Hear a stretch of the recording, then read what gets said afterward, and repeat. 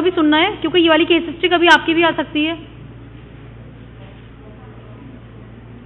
इधर लिखा हुआ है हेमोलिसिस कैसे जॉन्डिस करता है, वो भी हेमोलिटिक जॉन्डिस कैसे करता है, व्हाट इज द रीजन। यहाँ पर अनकॉन्जुगेटेड पे आना ही नहीं है, हम तो ये पूछ रहे हैं हीमोलिसिस से जॉन्डिस कैसे होता है, hemolytic jaundice. Red blood cell break down होगा उसका, वेरी गुड। उसके बाद क्या होगा, बिलिरुबिन का लेवल इंक्रीज हो जाएगा। बैठ जाओ। नेक्स्ट जो इन्होंने RBC break down, bilirubin increase, जो बीच में कुछ रह गया है उसे कवर अप कर दो फटाफट से।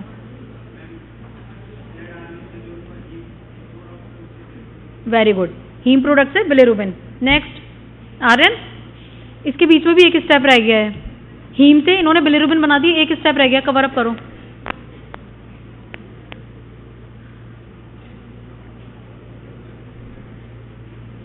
नेक्स्ट, बैठना नहीं है, खड़े रहना है जो लोग ऐसे आंसर नहीं करोगे। नेक्स्ट, इन्होंने बोला आरबीसी तक थे, ये तो बहुत ही प्रो लेवल पे थे, फिर थोड़े नीचे आए हीम, आरबीसी ब्रेक हुई, हीम और ग्लोबिन, हीम आ गया, हीम के बाद इन्होंने बोला उससे बिलिरुबिन बन गया, लेकिन बीच में एक स्टेप आता है। नेक्स्ट, वो हीम किस चीज में कन्वर्ट होता है, डायरेक्ट बिलिरुबिन में हो जाता है। फेरेटिन कहाँ से आ गया, कुछ भी बोल दोगे क्या। नेक्स्ट अनिरुद्ध,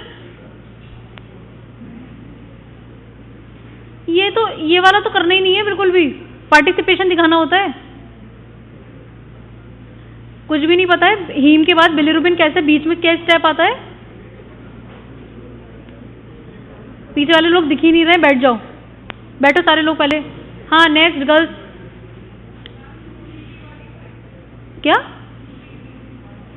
यार यूडीपी तो लिवर के अंदर चला गया, लिवर तो हम पहुंचे ही नहीं है, हम तो बहुत ऊपर हैं इधर की तरफ, हम तो हेमोलिसिस ही करवा रहे हैं अभी यहाँ पर, हम तो लिवर में पहुंचे ही नहीं है। नेक्स्ट, क्या एग्जैक्टली जो हीम था, हीम से बिलिरुबिन जो बनता है, बीच में एक चीज और बनती है, वो होता है biliverdin. Heme first converted into biliverdin, then biliverdin converted into bilirubin. तो जो इतना मेजर भी नहीं बोलना है कि आरबीसी ब्रेकडाउन हुई और बिलिरुबिन इंक्रीज हो गया, इतना नहीं, ठीक है। तो अभी इतने सारे लोगों ने मिलकर एक आंसर तैयार किया, चलो कंपाइल कर दो। नेक्स्ट, कंपाइल कर दो पूरे आंसर को इनका।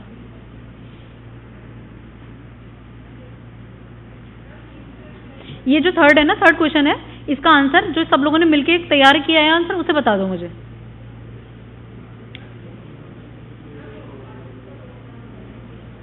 तुम तो यार यहीं आ गए जहां से हमने स्टार्ट किया था। नेक्स्ट, सिकल सेल एनीमिया हम कहाँ डिस्कस कर रहे हैं, we are discussing question number third.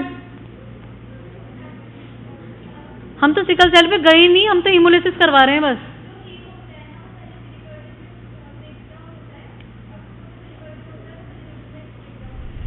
ठीक है,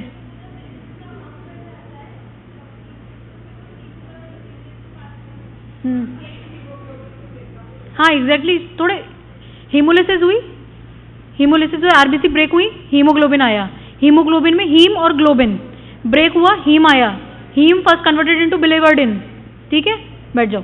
नेक्स्ट, एक जब हीम, इधर क्या बातें क्या कर रहे हो, क्या बातें कर रहे हो, केस हिस्ट्री के अलावा भी डिस्कस करने लगे क्या। यहाँ पर जब हमारा हीम से बिलिरुबिन बनता है, बीच में दो रिएक्शन होती है, उस रिएक्शन में ऐसी क्या चीज की सिंथेसिस होती है, ऐसे स्पेशल क्या चीज सिंथेसाइज होता है पता है। जब हीम से हमारा बिलिवर्डिन, उसके बाद बिलिरुबिन बनता है, तो हीम से जब बिलिवर्डिन बन रहा होता है, उस रिएक्शन में एक ऐसी चीज की सिंथेसिस होती है, वो सिर्फ इकलौती इसी रिएक्शन में होती है, क्या है वो चीज।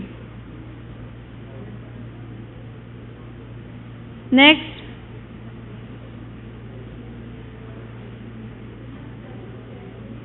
क्या,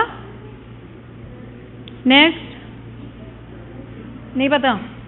इधर किसी बैच में किसी को पता है, जब हमारा हीम से बिलिवर्डिन बनता है, उस रिएक्शन में किसी एक ऐसी चीज की सिंथेसिस होती है, वो सिर्फ इसी पूरी, सिर्फ एक इकलौती इसी रिएक्शन में सिंथेसिस होती है उसकी।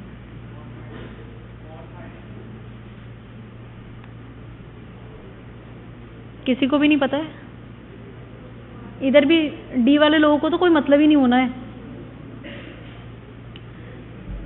कार्बन मोनोऑक्साइड, इकलौती यही रिएक्शन होती है जिसमें हमारी कार्बन मोनोऑक्साइड बनती है, ठीक है। लास्ट हीट क्या बनता है? चलो, what are the causes of hemolytic jaundice? एक एक तीनों लोग बता दो फटाफट से। हेपेटाइटिस कहाँ से आ गया यहाँ पर? लिवर से तो मतलब ही नहीं है प्री हिपैटिक जॉन्डिस का। नेक्स्ट बताओ। इसमें जो इस वाली स्लाइड में भी उसका कॉज लिखी हुई है, सिकल सेल एनीमिया, ठीक है। तो हमारी कॉजेज क्या होती हैं कि हीमोलिसिस होने लग जाए। सिकल सेल एनीमिया में क्या होता है कि जो आरबीसी का शेप, हाँ उसका शेप क्या है, वो हमारा जो उसका शेप होना चाहिए वो, हाँ उसका शेप डिस्टॉर्ट हो जाता है, जिसकी वजह से क्या है कि हीमोलिसिस होता है। हीमोलिसिस की वजह से सेम वही प्रोसीजर है जो हम लोगों ने अभी डिस्कस किया है, ठीक। तो फर्स्ट हमारा केस, बैठ जाओ सारे लोग। तो जो हमारा फर्स्ट केस था वो यही था, हीमोलिटिक जॉन्डिस था पेशेंट को, और हीमोलिटिक जॉन्डिस को हम लोग और क्या बोलते हैं? प्री हिपैटिक जॉन्डिस, ठीक है। इसमें हमारा अल्कोहल से नहीं होता है, वो हेपेटिक जॉन्डिस होता है, फिर एनीमिक हेमोलिसिस और ये सारी चीज़ें आती हैं उसमें, ठीक है। इसके अलावा नेक्स्ट इसमें एक फिफ्थ क्वेश्चन दे रखा है, explain the biochemical findings in this case. कौन इस आंसर को करे, इस क्वेश्चन का आंसर देगा? हमने ये टेबल देखने के बाद क्या फाइंडिंग्स निकाली, इसे कंपाइल कर दो फटाफट से कोई। ये बीच वाली रो वाले लोगों ने कुछ आंसर नहीं दिया है। चलो आदिल खड़े हो जाओ, कंपाइल करो इसे फटाफट से। फाइंडिंग्स कि किसकी बेसिस पे आपने बोल दिया हीमोलिटिक जॉन्डिस है?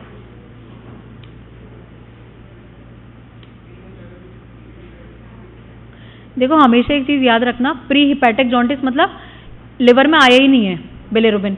जब आया नहीं है तो उसका कॉन्जुगेशन नहीं हुआ है, तो इसमें क्या होगा, अनकॉन्जुगेट बिलिरुबिन बहुत ज़्यादा हाई होता है, ठीक है। हाँ अनकॉन्जुगेटेड मतलब इनडायरेक्ट लिखा हुआ है 3.5, 1 तक होता है, 3.5 हो गया है पेशेंट का, ठीक है। तो हमेशा ये याद रखना, ठीक। फटाफट यार टाइम बहुत कम है, बैठो। केस 2 फटाफट से इसे एक्सप्लेन कर दो। जयदेव इसे एक्सप्लेन करो क्या था पेशेंट को।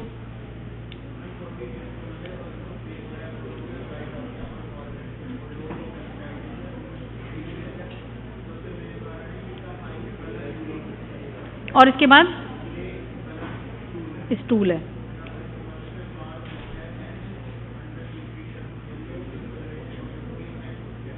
लास्ट सीट, खड़े हो जाओ, दोनों लोग खड़े हो जाओ।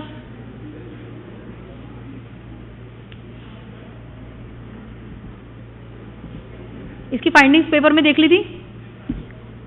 What is the diagnosis? Very good. Next, नहीं दिस इज गुड, नहीं दिस इज गुड। पहले हमें क्या है, मेजर डायग्नोसिस बतानी है, जॉन्डिस, ठीक है। वो ऐसे कह रहे हैं, देखो तुम लोग मेरी बेइज्जती कर रहे थे। नेक्स्ट, कौन सा जॉन्डिस है? Obstructive jaundice. नेक्स्ट आगे आ जाओ, नेक्स्ट वाली रो। ऑब्स्ट्रक्टिव जॉन्डिस का दूसरा नाम क्या होता है? What is the other name of obstructive jaundice? Good morning. Post, हाँ हो गया, डिस्कस तो कर लिया, बस वो इन लोग को बता देते बारे से। पोस्ट हेपेटिक जॉन्डिस, ठीक है। नेक्स्ट क्वेश्चन रीड करो फटाफट से। What is the reason of pale coloured stool? What is the reason? Obstruction होगा, ठीक है। नेक्स्ट तो क्या, व्हाट इज द रीजन?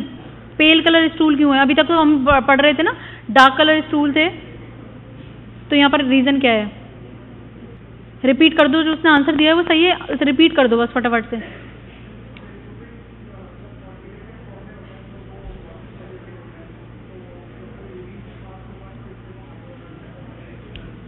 नहीं अभी यूरिन हाई कलर्ड है वो तो पूछा ही नहीं है, अभी तो सेकंड क्वेश्चन पर है हम।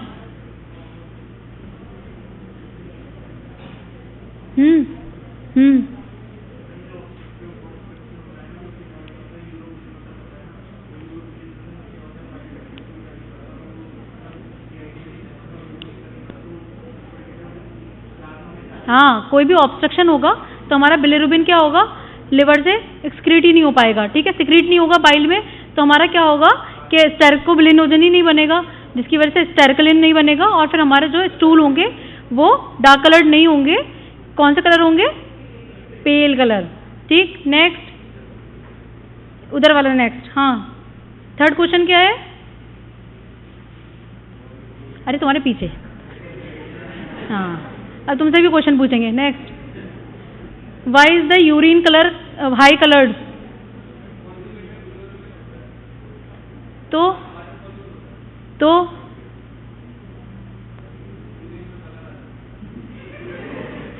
कुछ भी मतलब।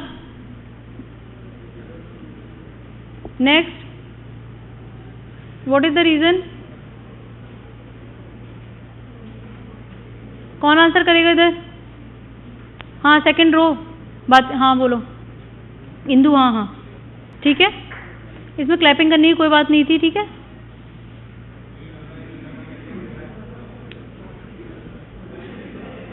क्वेश्चन नंबर 4, पीछे बात नहीं करनी है। Question number 4, who will answer the? इधर आप करो, चलो नेक्स्ट खड़े हो जाओ। हाँ, क्वेश्चन नंबर 4 रीड करो। What test is done to assess urobilinogen in the urine?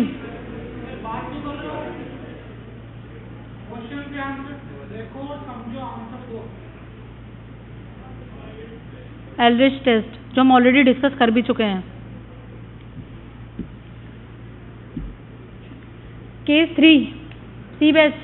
Mandeep start करो, चलो बताओ। बैठ जाओ। नेक्स्ट, इन्वेस्टिगेशंस देख ली हैं सब लोग, पहले देख चुके हैं।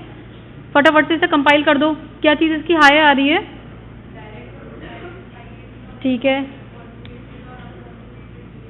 ठीक है। इसके बाद और नीचे SGOT SGPT की रेंज देखो, दोनों भी इंक्रीज हो रहे हैं। इसके अलावा अल्कलाइन फॉस्फेटेज इंक्रीज है या फिर नॉर्मल है? Next, what is the diagnosis? Hepatic jaundice. अभी हम लोगों ने क्या डिस्कस किया था? फर्स्ट आंसर क्या होता है? जॉन्डिस। फिर नेक्स्ट कि कौन सा टाइप है? तो type is hepatic jaundice. Next, what are the causes?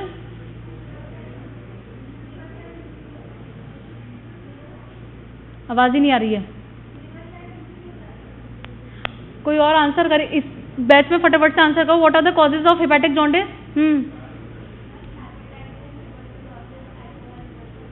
ठीक है, ये वेंडनबर्ग रिएक्शन क्या होती है? बैठ जाओ इधर, खड़े मतलब बैठ। वेंडनबर्ग रिएक्शन क्या होती है? चलो ये जनरल क्वेश्चन सबके लिए हैं। हैंड रेस करो फटाफट से। वेंडनबर्ग रिएक्शन किसे पता है? हाँ लास्ट, अभी तुम लोग आंसर कर चुके। लास्ट,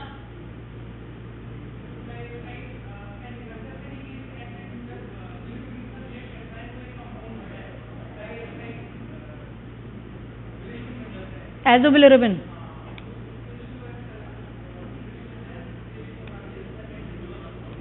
तो व्हाट इज डायरेक्ट और इनडायरेक्ट टेस्ट क्या होता है? ये नहीं पता? पता है? इधर पता है तुमको?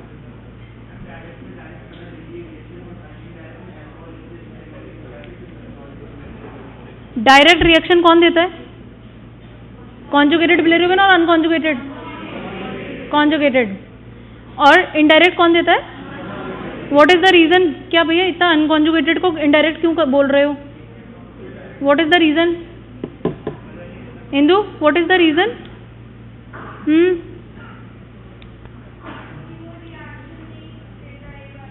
नहीं, रिएक्शन नहीं दे रहा होगा जब भी तो कर रहे हैं ना indirect. The best, what is the reason? Indirect क्यों करते हैं हम अनकॉन्जुगेटेड के लिए?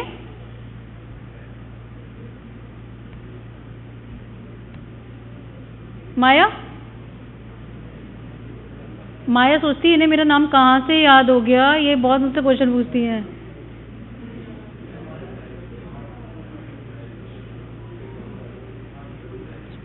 किसी को इसका आंसर पता है? हाँ एग्जैक्टली, कौन आंसर कर रहा है? बैठ के करना होता है क्या आंसर?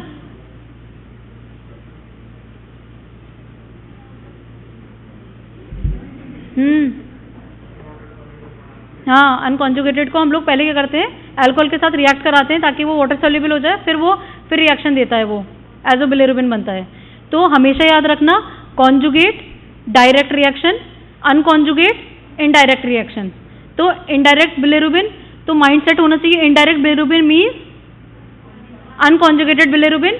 डायरेक्ट बिलिरुबिन कहीं लिखा हुआ है तो कॉन्जुगेटेड बिलिरुबिन। इसमें कभी भी कंफ्यूज नहीं होना, ये बहुत ही ज़्यादा क्लियर होने चाहिए।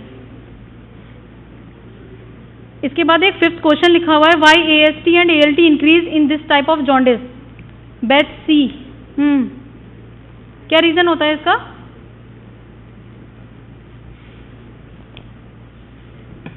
हाँ, कोई भी आंसर करो, C बैच से ही पूछ रही हूँ, तुम्हारा ही क्वेश्चन है ये, बताओ। जो हमारे AST ALT होते हैं वो हमारे, जो हम लोगों ने LFT पढ़ा था, लिवर फंक्शन टेस्ट, तो हमारे ये लिवर एंजाइम्स होते हैं, ठीक, ये तो पढ़ा था ना, LFT तो पढ़े हो ना सारे लोग, जब भी तो हम लोग ये टॉपिक डिस्कस कर रहे हैं ना आगे।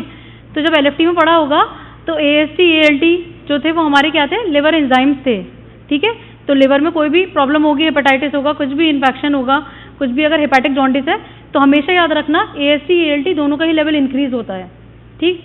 और एल्कलाइन फॉस्फेटेज का लेवल किस कंडीशन में इंक्रीज होता है, कौन से जॉन्डिस में? ऑब्स्ट्रक्टिव जॉन्डिस में, ठीक है। ये सारी चीज़ें सिर्फ बिलिरुबिन की बेसिस पे, तो चलो हम लोगों ने हेमोलिटिक जॉन्डिस देख लिया, बिलिरुबिन के साथ साथ ये वाली फाइंडिंग्स भी हमें देखनी रहेंगी। Case C batch D, case 4, फटाफट से खड़े हो जाओ, बताओ इसे। यूराइटिस, ठीक है।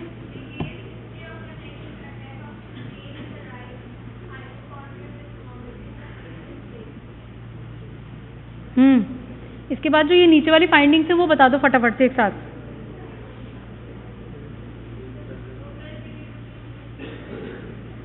अरे नहीं, फाइंडिंग्स का मतलब ये जो इसके नीचे लाइन लिखी हुई है, यूरिन होगा डार्क कलर, और स्टूल जो है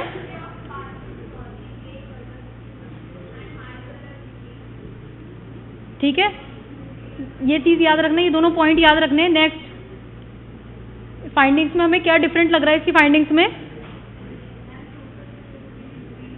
ठीक है, ठीक है, मतलब माइल्डली इंक्रीज है। मेजर क्या चीज़ है?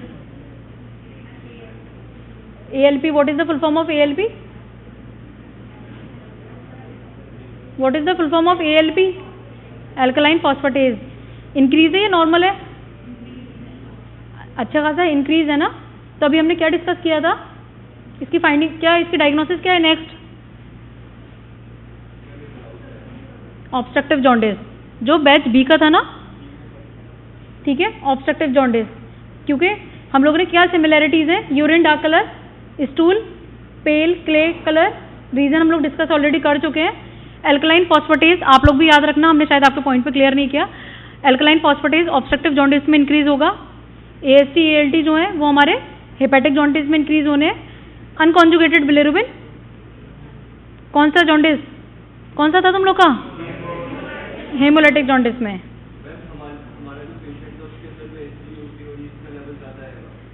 नहीं, वो नॉर्मल आएंगे। सेम B बैच वाले क्वेश्चन जो हम ऑलरेडी डिस्कस कर चुके हैं, ये वही वाली फाइंडिंग्स हैं, ठीक है।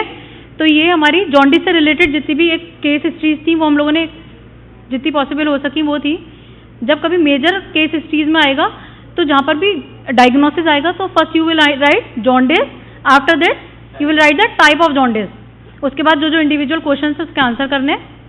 इज देयर एनी क्वेरी और क्वेश्चन? हाँ, ALP का रीजन ये है, कोई भी ऑब्स्ट्रक्शन हुआ, ठीक है, उसकी वजह से हमारा क्या होगा, बाइल हमारा सिक्रीट नहीं हो पाता है, ठीक है। और जो बाइल जहाँ से सिक्रीट होता है ना, बाइल डक्ट, उसकी लाइनिंग से हमारा एल्कलाइन फॉस्फेटेज का सिक्रीशन होता है। जब वो ब्लॉक होगा तो वो तो सिक्रीट होगा ही अपना वहाँ से लाइनिंग से अपनी, लेकिन उसका लेवल एक्सक्रीट नहीं हो पाएगा बाइल में, जिसकी वजह से उसका लेवल इंक्रीज हो जाता है, ठीक है। सारे लोग केस हिस्ट्री की हमें जो प्रिंट आउट मैंने आपको दिए थे वो फटाफट से कलेक्ट करके मेरे को सबमिट कर दो।